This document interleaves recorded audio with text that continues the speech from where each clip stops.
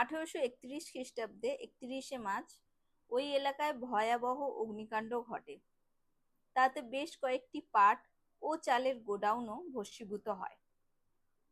তখনকার স্থানীয় ব্যবসায়ীরা অগ্নিদেবতাকে তুষ্ট করতে ব্রহ্মা পুজো শুরু করেন, কিন্তু তাতেও রেহাই মেলেনি।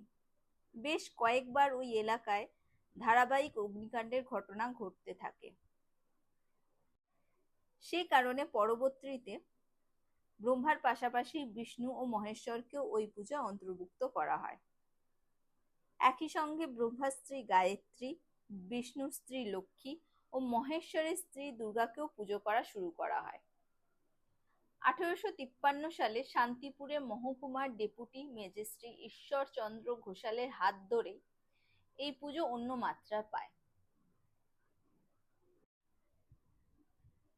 শোনা যায় তিনি এই পুজোয় ব্রহ্মা বিবাহ অনুষ্ঠান আয়োজন করেছিলেন। বর্তমানে পুরনো রীতি মেনেই বৈশাখী পূর্ণিমা তিথির আগের দিন রাতে এখানে ব্রহ্মার বিয়ের অনুষ্ঠান হয়, অধিবাসেরও আয়োজন হয়।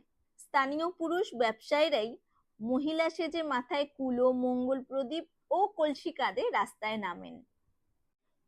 পুজোর আমন্ত্রণ জানাতে একজনকে নারদ সাজিয়ে ঢেঁকি সহযোগে ময়ূর পক্ষীতে চাপিয়ে শান্তিপুর শহর